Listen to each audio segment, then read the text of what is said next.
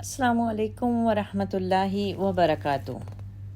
رحمت عالم صلی اللہ علیہ وسلم کی بعثت کے ابتدائی زمانے کا ذکر ہے کہ ایک دن حضور صلی اللہ علیہ وسلم حضرت ابو بکر صدیق رضی اللہ تعالی عنہ اور کچھ دوسرے جانثاروں کے ہمراہ خانہ کعبہ تشریف لے گئے۔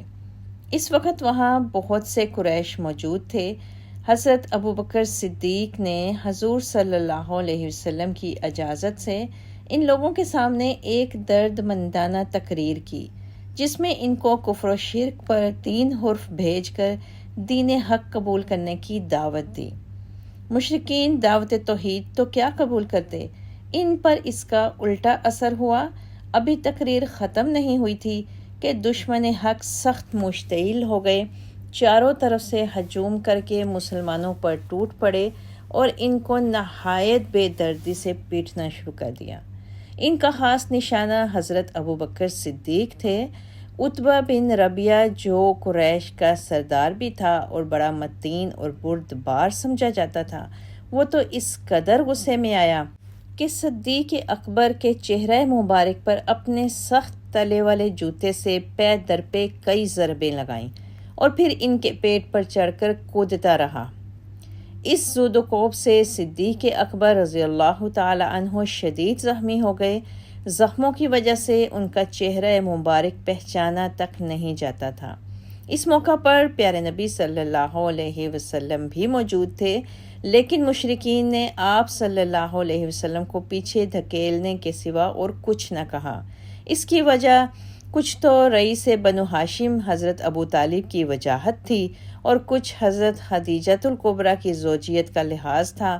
ادھر حضرت ابو بکر صدیق کے قبیلہ بنو تیم کے لوگوں کو اطلاع ملی کہ بعض لوگ حضرت ابو بکر کو مار ڈالتے ہیں، تو وہ بھاگتے ہوئے مسجد الحرام پہنچے اور حضرت ابو بکر صدیق کو مشرکین کے پنجے سے چھڑایا۔ اس وقت صدیق اکبر بے ہوش تھے اور اتنے شدید زخمی تھے کہ ان کا جان بھر ہونا مشکل نظر آتا تھا۔ بنو تیم ان کی حالت دیکھ کر غضبناک ہو گئے اور للکار کر کہا کہ اگر ابو بکر فوت ہو گئے تو اللہ کی قسم ہم سے انتقام لیں گے اور عتبہ بن ربیعہ کو زندہ نہیں چھوڑیں گے۔ اس کے بعد وہ حضرت ابو بکر صدیق کو ایک کپڑے میں لپیٹ کر ان کے گھر لے گئے۔ اب صدیق اکبر کے والد ابو قحافہ اور بنو تیم کے لوگوں نے ان کو مسلسل پکارنا شروع کیا، لیکن وہ کوئی جواب نہ دے سکتے تھے۔ عصر کے بعد کہیں ہوش میں آئے اور بات کرنے کے قابل ہوئے تو سب سے پہلے جو الفاظ ان کی زبان سے نکلے وہ یہ تھے، رسول اللہ صلی اللہ علیہ وسلم کا کیا حال ہے۔ یہ سن کر بنو تیم کے لوگ جو ابھی ایمان نہیں لائے تھے، سخت غصے میں آ کر ان کو طعنے دینے لگے کہ تم اس حالت میں بھی محمد کا خیال نہیں چھوڑتے۔ پھر جب حضرت ابوبکر صدیق کی والدہ ام الخیر سے یہ کہہ کر چل دیے کہ تم خود ہی اس کی خبرداری کرو اور تیمارداری کرو، اگر یہ کچھ کھانا پینا چاہیں تو کھلا پلا دینا۔ جب یہ لوگ چلے گئے تو ام الخیر نے بڑا اصرار کیا کہ حضرت ابو بکر کچھ کھائیں پئیں، لیکن انہوں نے نہ کچھ کھایا نہ پیا اور برابر یہی پوچھتے کہ رسول اللہ کس حال میں ہیں۔ ام الخیر جو اس وقت تک مشرف با اسلام نہیں ہوئی تھیں، ہر بار یہی جواب دیتی تھیں کہ اللہ کی قسم مجھے تمہارے ساتھی کی کچھ خبر نہیں۔ بلاخر حضرت ابو بکر صدیق نے ان سے فرمایا کہ آپ ام جمیل کے پاس جائیے اور ان سے رسول اللہ کا حال دریافت کیجیے۔ ام الخیر اسی وقت ام جمیل کے پاس پہنچی اور کہا کہ ابو بکر سخت زخمی ہیں اور بہت زیادہ کمزور ہو رہے ہیں اور اس نے تم سے محمد بن عبداللہ کا حال دریافت کیا ہے۔ ام جمیل نے انہیں کچھ نہ بتایا اور کہا کہ اگر تم پسند کرو تو میں تمہارے ساتھ ابو بکر کے پاس چلوں۔ ام الخیر نے کہا ہاں چلو۔ ام جمیل صدیق اکبر کے گھر پہنچی تو ان کی حالت دیکھ کر بے قرار ہو گئیں اور بے اختیار ان کے زبان پر یہ الفاظ آ گئے، اللہ کی قسم جن لوگوں نے آپ سے یہ سلوک کیا ہے وہ بے شک کافر اور فاسق ہیں۔ مجھے امید ہے کہ اللہ تعالیٰ ضرور ان سے آپ کا بدلہ لے گا۔ پھر انہوں نے بھی حضرت ابوبکر سے کچھ کھانے پینے کی التجا کی، لیکن صدیق اکبر نے یہی جواب دیا کہ پہلے رسول اللہ صلی اللہ علیہ وسلم کا حال بتاؤ۔ جمیل نے کہا یہ آپ کی ماں سن لیں گی۔ صدیق اکبر نے فرمایا تم ان سے کوئی خطرہ محسوس نہ کرو۔ جمیل نے کہا الحمدللہ رسول اللہ صلی اللہ علیہ وسلم صحیح و سالم ہیں، آپ کچھ فکر نہ کریں۔ حضرت ابوبکر صدیق نے پوچھا اس وقت آپ صلی اللہ علیہ وسلم کہاں ہیں؟ جمیل نے جواب دیا دار ارقم میں۔ حضرت ابوبکر صدیق نے فرمایا اللہ کی قسم جب تک میں رسول اللہ صلی اللہ علیہ وسلم کو دیکھ نہ لوں گا نہ کچھ کھاؤں گا اور نہ کچھ پیوں گا۔ اس وقت لوگ حضرت ابوبکر کی خبر گیری کے لیے آ جا رہے تھے۔ جب ان کی آمد و رفت ختم ہوئی تو جمیل اور الخیر حضرت ابوبکر صدیق کو سہارا دیتی ہوئی لے کر نکلیں اور دار ارقم میں پیارے نبی صلی اللہ علیہ وسلم کی خدمت اقدس میں لے گئیں۔ حضور صلی اللہ علیہ وسلم نے حضرت ابوبکر صدیق کو دیکھا تو آپ دیدہ ہو گئے اور جھک کر صدیق اکبر کی پیشانی چوم لی۔ یہ دیکھ کر دوسرے مسلمانوں پر بھی رکت طاری ہو گئی۔ دونوں خواتین جو حضرت ابوبکر صدیق کو سہارا دے کر حضور کی خدمت میں لائی تھیں، ان میں حضرت جمیل تو پہلے ہی حضور صلی اللہ علیہ وسلم کے جانثاروں میں شامل تھیں، البتہ الخیر ابھی تک سعادت اسلام سے بہرہ نہیں ہوئی تھیں۔ اس موقع پر حضرت ابوبکر صدیق نے رحمت عالم صلی اللہ علیہ وسلم کی خدمت میں درخواست کی کہ اے اللہ کے رسول میری مادر محسنہ کی ہدایت کے لیے دعا فرمائیے۔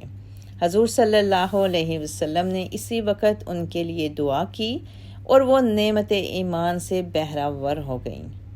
یہ جمیل رضی اللہ تعالی عنہا کنیت کی خاتون جن کو بعثت نبوی کے بالکل ابتدائی زمانے میں قبول اسلام کا شرف حاصل ہوا اور جن پر سید المرسلین صلی اللہ علیہ وسلم اور حضرت ابوبکر صدیق کو بے حد اعتماد تھا، یہ حضرت سیدنا عمر فاروق رضی اللہ تعالی عنہ کی بہن فاطمہ بنت خطاب تھیں۔ ان کی کنیت جمیل تھی۔ حضرت جمیل فاطمہ بنت خطاب کا شمار نہایت جلیل القدر صحابیات میں ہوتا ہے، لیکن ان کے بہت ہی کم حالات زندگی ملتے ہیں۔ حسب و نسب کے بارے میں اتنا ہی کہنا کافی ہے کہ وہ قریش کے خاندان بنو عدی سے تھیں اور سیدنا فاروق اعظم کی بہن تھیں۔ سلسلہ نسب کعب بن لوئی پر حضرت فاطمہ رضی اللہ تعالیٰ عنہ کا سلسلہ نسب حضور صلی اللہ علیہ وآلہ وسلم کے نسب سے مل جاتا ہے۔ حضرت فاطمہ رضی اللہ تعالی عنہ کی شادی حضرت سعید بن زید رضی اللہ تعالی عنہ سے ہوئی جو اصحاب عشرہ مبشرہ میں سے ایک ہیں۔ دونوں میاں بیوی کو اللہ تعالیٰ نے فطرت سعید سے نوازا تھا۔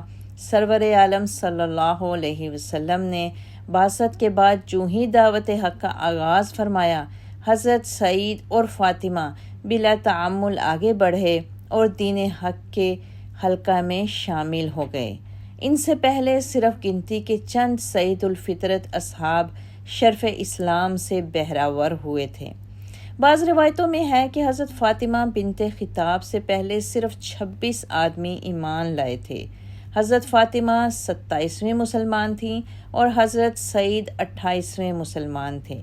اس طرح دونوں میاں بیوی کو السابقون الاولون میں بھی امتیازی حیثیت حاصل ہے۔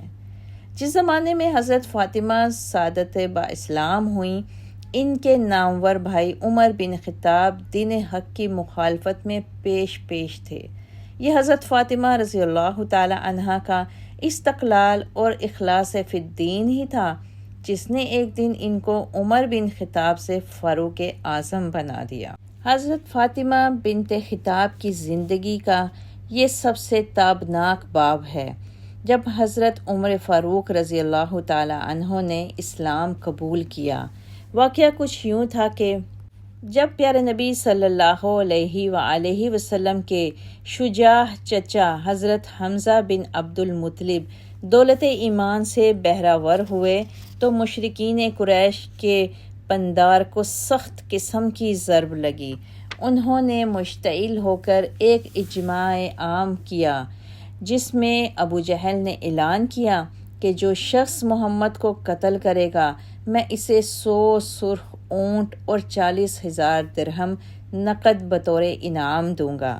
حضرت عمر اس اجتماع میں موجود تھے۔ انہیں انعام کا لالچ تو نہیں تھا لیکن اپنی زوراوری اور طاقت پر بڑا ناز تھا۔ ابو جہل کی اشتعال انگیز تقریر سن کر جوش میں آ گئے اور بآواز بلند کہا، اے ابو الحکم، لات و عزیٰ کی قسم، جب تک میں محمد کو قتل نہ کر لوں گا زمین پر نہ بیٹھوں گا۔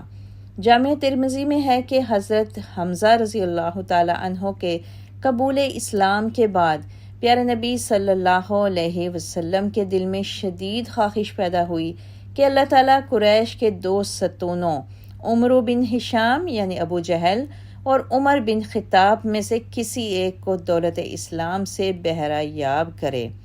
چنانچہ آپ صلی اللہ علیہ وسلم نے دعا مانگی، اللہم اعز الاسلام بعہد الرجلین اما ابن ہشام و اما عمر ابن خطاب۔ الہی اسلام کو ابن ہشام یا عمر بن خطاب سے عزت دے۔ یہ دعا فوراً عرش الہی پر پہنچی اور اللہ تعالیٰ نے حضرت عمر بن خطاب کو اسلام کا دست و بازو بنانے کے لیے چن لیا۔ اس واقعہ کے دوسرے ہی دن حضرت عمر فاروق رضی اللہ تعالی عنہ حضور صلی اللہ علیہ وسلم کو شہید کرنے کا عزم کر کے گھر سے نکلے۔ راستے میں اتفاق سے ان کے قبیلہ بنو عدی کے ایک صاحب حضرت نعیم بن عبداللہ مل گئے۔ وہ خفیہ طور پر دولت اسلام سے بہرہ مند ہو چکے تھے۔ انہوں نے پوچھا، عمر، یہ آج شمشیر بکف کدھر جا رہے ہو؟ حضرت عمر نے فرمایا، آج اپنے دین سے منحرف ہو جانے والے اس شخص کو قتل کرنے جاتا ہوں جس نے قریش کی جمعیت کو پارا پارا کر ڈالا ہے، ہم سب کو احمق قرار دیا ہے، ہمارے معبودوں کی مذمت کی ہے اور ہمارے دین میں کیڑے ڈالے ہیں۔ حضرت نعیم نے فرمایا، عمر، یہ بڑا خطرناک کام ہے، اللہ کی قسم تم سخت غلط فہمی میں مبتلا ہو۔ اگر تم محمد کو قتل کرنے میں کامیاب ہو گئے تو کیا بنو عبد مناف تمہیں زمین پر چلنے پھرنے کے لیے زندہ چھوڑ دیں گے؟ حضرت عمر نے کہا، مجھے کسی کا خوف نہیں ہے، معلوم ہوتا ہے کہ تم نے بھی اپنا آبائی مذہب ترک کر کے محمد کا دین اختیار کر لیا ہے، کیوں نہ پہلے تمہیں ہی اس کا مزہ چکھا دوں۔ حضرت نعیم بولے، تم مجھ کو تو بعد میں مزہ چکھانا، پہلے اپنے گھر والوں کی تو خبر لو۔ حضرت عمر نے فرمایا، میرے کون سے گھر والے؟ کہنے لگے، تمہاری بہن فاطمہ اور بہنوئی سعید بن زید جو دونوں مسلمان ہو چکے ہیں، میری نسبت تم پر ان کا زیادہ حق ہے۔ حضرت عمر یہ سن کر جوش غضب سے بے قرار ہو گئے، پلٹ کر حضرت فاطمہ کے گھر پہنچے۔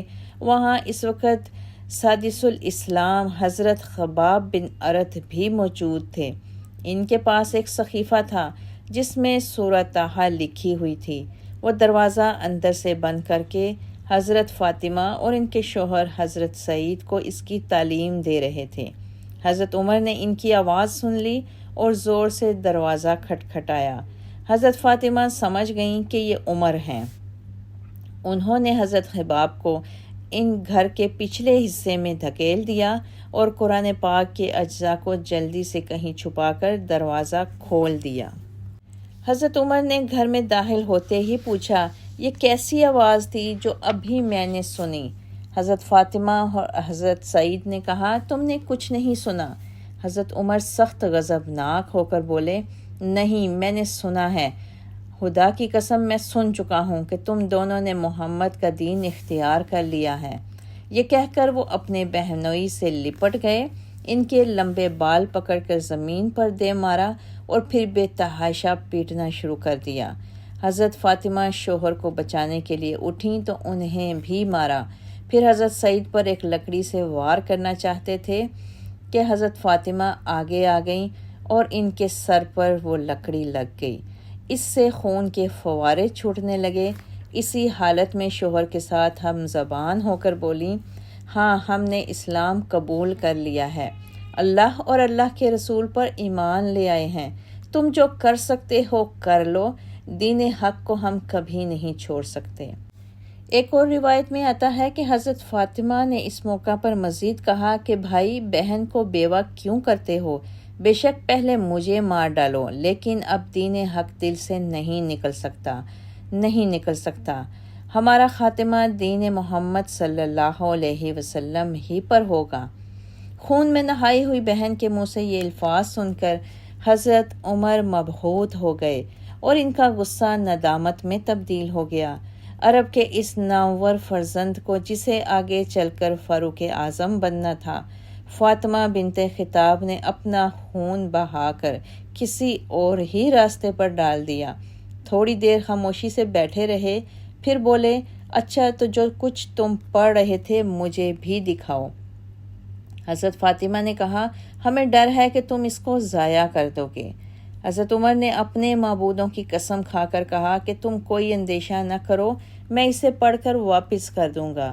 حضرت فاطمہ کے دل میں اب خیال آیا کہ شاید بھائی کے دل پر کلام الہی کا اثر ہو جائے۔ انہوں نے کہا، ہم اللہ کا کلام پڑھ رہے تھے، یہ صحیفہ جس میں کلام الہی درج ہے، اس کو صرف پاک لوگ ہی ہاتھ لگا سکتے ہیں۔ جب تک تم غسل کر کے پاک بدن نہ کرو اس صحیفے کو نہیں چھو سکتے۔ حضرت عمر نے اٹھ کر غسل کیا اور حضرت فاطمہ نے صحیفہ ان کے ہاتھ میں دے دیا۔ انہوں نے سورۃ طٰہٰ کا ابتدائی حصہ ہی پڑھا تھا کہ جسم پر لرزہ طاری ہو گیا، دل سے کفر و شرک کا زنگ دور ہونے لگا۔ جو تلاوت کرتے جاتے تھے، قرآن کریم کی شوکت اور الفاظ اور فصاحت زبان کو انہیں مسحور کرتی جاتی تھی۔ جب اس آیت پر پہنچے، اللہ لا الہ الا ہوا لہ الاسماء الحسنی، یعنی اللہ وہ ہے کہ کوئی عبادت کے لائق نہیں بغیر اس کے لیے بڑے خوبصورت نام ہیں۔ ان الفاظ پر پہنچے تو حضرت عمر پر رکت طاری ہو گئی اور بے اختیار پکار اٹھے، ما احسن الکلام، یہ کتنا پیارا کلام ہے۔ جو ہی حضرت عمر کی زبان سے یہ الفاظ ادا ہوئے، حضرت حباب بن ارد جو مکان کے پچھلے حصے سے نکل کر فوراً باہر آ گئے اور جوش مسرت سے حضرت عمر سے مخاطب ہو کر کہا، اے عمر مبارک ہو، رسول اللہ صلی اللہ علیہ وسلم کی دعا تیرے حق میں قبول ہو گئی۔ حضور نے کل ہی دعا مانگی تھی کہ الہی عمرو بن ہشام اور عمر بن خطاب میں سے جس کو تو چاہتا ہے اسلام میں داخل کر۔ حضرت عمر یہ الفاظ سن کر بے اختیار رونے لگے اور داڑھی کے سب بال تر ہو گئے۔ پھر اپنے بہنوئی اور بہن سے مخاطب ہو کر فرمایا، اللہ کے لیے میری زیادتی معاف کر دو اور گواہ رہو کہ میں سچے دل سے محمد صلی اللہ علیہ وسلم پر ایمان لاتا ہوں۔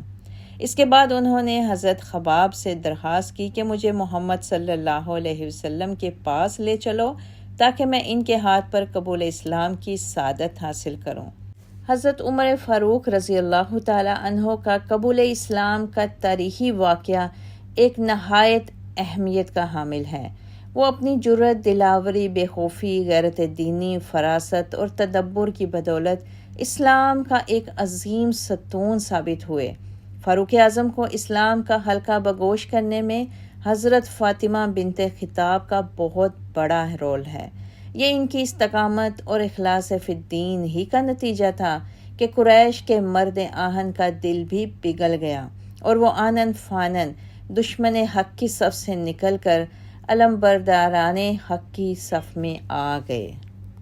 13 بعد بعثت میں سرور کائنات صلی اللہ علیہ وسلم نے صحابہ اکرام کو مدینہ منورہ کی طرف ہجرت کرنے کا حکم دیا تو حضرت فاطمہ اور ان کے شوہر حضرت سعید بن زید بھی مہاجرین اولین کے ساتھ مدینے پہنچے اور حضرت ابو لبابہ انصاری کے گھر قیام کیا۔ در منشور کی ایک روایت کے مطابق حضرت فاطمہ نے حضرت عمر فاروق کے عہد خلافت میں وفات پائی، لیکن اہل سیر نے ان کے زمانہ وفات سے لا علمی کا اظہار کیا ہے۔ ابن اسیر کا بیان ہے کہ انہوں نے اپنے پیچھے ایک بیٹا چھوڑا جس کا نام عبد الرحمن تھا۔ بعض اہل سیر نے لکھا ہے کہ حضرت فاطمہ بنت خطاب علم و فضل کے لحاظ سے بڑے بلند مرتبہ پر فائز تھیں۔ وہ نہایت عقل مند تھیں، نیک کاموں میں پیش رہتی تھیں، شر سے انہیں کراہت تھی اور امر بالمعروف و نہی عن المنکر کی پابند تھیں۔ اللہ تعالیٰ آپ سے راضی ہو، رضی اللہ تعالی عنہا۔